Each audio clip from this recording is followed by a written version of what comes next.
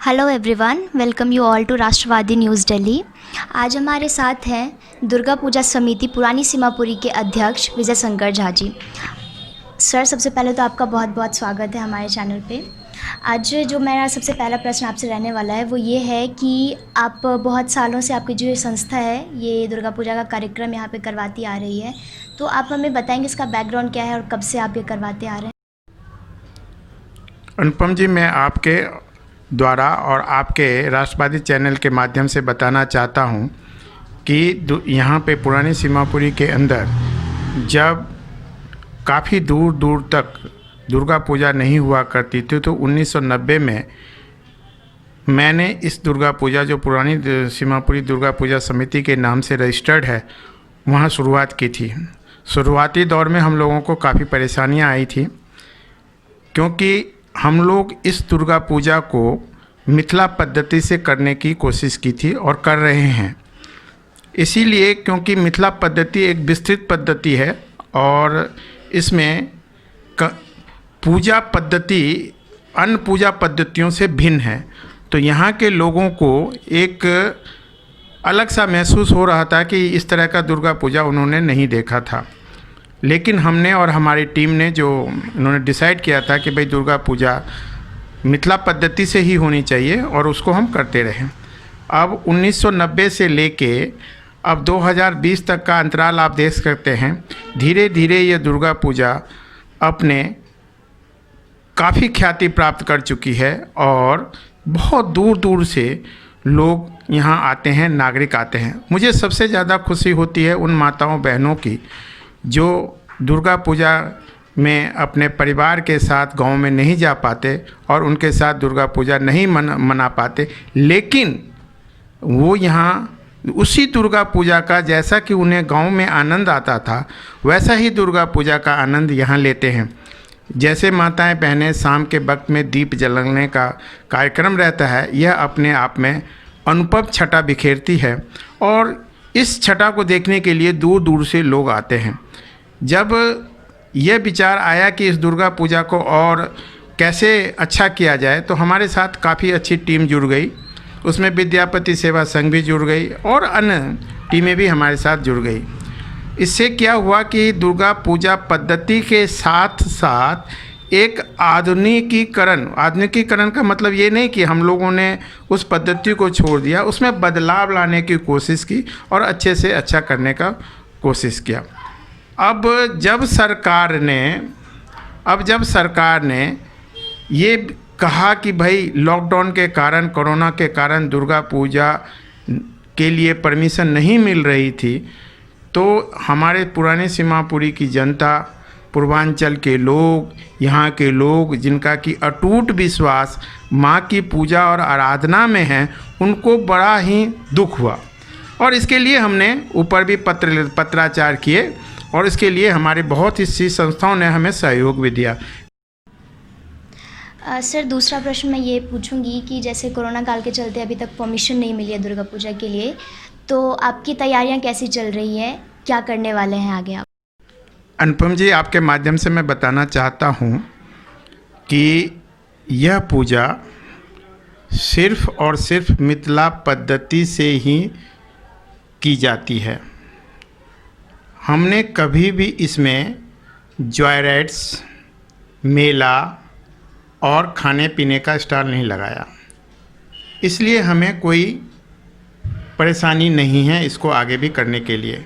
रही बात की परमिशन अभी तक आई नहीं है या देर से मिल रही है, क्योंकि आप ये देख सकती हैं कि ये 11/10/20 को government of NCT of Delhi disaster management authority के द्वारा ये पत्र निकला है जिसमें उन्होंने कुछ क्लॉज लगाए हैं दुर्गा पूजा, रामलीला वगैरह के लिए।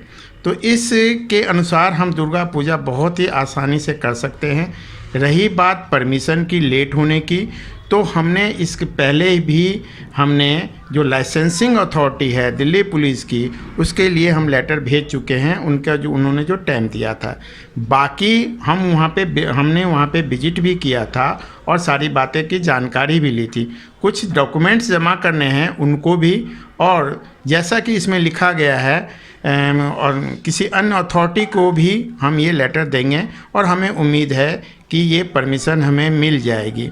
दूसरी चीज़ ये है कि व्यवस्था तो हमारी टीम इतनी मजबूत टीम है कि जो 1990 से अब तक का सारा काम संभालती आई है और आगे भी संभाल लेगी। इसके साथ हमारे लिए कोई ऐसी परेशानियां नहीं हैं। और सबसे बड़ी बात क्या है कि यहाँ के जो लोकल रेसिडेंट हैं, जो नागरिक हैं, पूर्वांचल के नागरिक हैं, मिथिलांचल के नागरिक हैं, ये एक धार्मिक विचारधारा की इतनी मजबूती है कि वो सब अपना काम आसानी से निपटा लेते हैं। इस वजह से हमें कोई परेशानी आने वाली नहीं है और हमें उम्मीद है कि हम अच्छे से दुर्गा पूजा निपटा लेंगे और जो गवर्नमेंट ने हमें आदेश देगी उस हिसाब से निपटा लेंगे।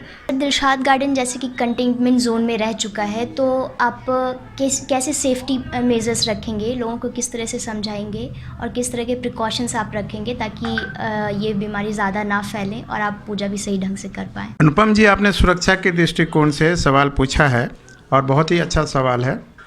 मैं आपको बताना चाहता हूं कि दिलशाद गार्डन वाकई कंटेनमेंट जोन रहा है और इस कंटेनमेंट जोन में सभी कार्य हुए हैं और साथ ही साथ दुर्गा पूजा भी हम लोग बहुत ही अच्छे तरीके से करेंगे। रही बात कि सुरक्षा के दृष्टिकोण से क्या क्या कार्य किए जाएंगे, उसके बारे में मैं थोड़ा सा ब्रीफ अब मैं आपको दे देता हूं। एक तो सबसे पहले हम डिस्टेंस मेंटेन करेंगे। जो भी माताएं, बहनें और भाई लोग आएंगे उनको हम डिस्टेंस में खड़ा करेंगे और आरती के समय चूँकि ज़्यादा भीड़ होने की संभावना रहती है तो हम सिर्फ 6 फुट की दूरी मेंटेन करते हुए उन्हीं लोगों को अंदर में या पंडाल के अंदर में जाने दिया जाएगा जब तक कि पंडाल में खाली जगह होगा। अन्यथा हम उनको बाहर से ही भगवती के दर्शन, महारानी के दर्शन करने के लिए निवेदन करेंगे। साथ ही साथ हमने इनके लिए सैनिटाइज़र की व्यवस्था भी करेंगे, मास्क भी हम अपनी तरफ से रखेंगे और जो भी प्रसाद वगैरह आएगा हम उनको कोशिश करेंगे, पहले से ही अनाउंसमेंट करेंगे कि प्रसाद जो हो ये फल फ्रूट के रूप में हो, साबुत रूप में हो और खुले में से कहीं से ना खरीदें और उनको भी हम इसी तरह के प्रसाद का वितरण करके उनकी सुरक्षा के लिए हम कार्य करेंगे।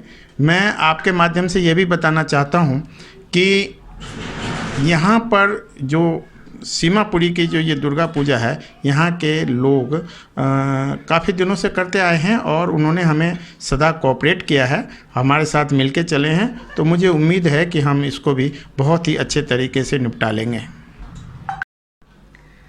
थैंक यू सर, आपने टाइम निकाला और हमें बताया कि किस तरीके से आप ये आयोजन करते आ रहे हैं और इस बार आप ये कैसे डिफरेंट होने वाला और आप कैसे ये सब ऑर्गेनाइज़ करेंगे। Thank you so much. Anupam ji, आपको और आपके राष्ट्रवादी चैनल को भी बहुत बहुत धन्यवाद जो आपने धार्मिक भावनाओं को देखते हुए धर्म के कामों को आगे बढ़ाने के लिए और सभी लोगों से या दुर्गा पूजा आयोजन समिति से या रामलीला आयोजन समिति से जगह जगह आप साक्षात्कार कर रही हैं, इंटरव्यू कर रही हैं। आपका भी बहुत बहुत धन्यवाद।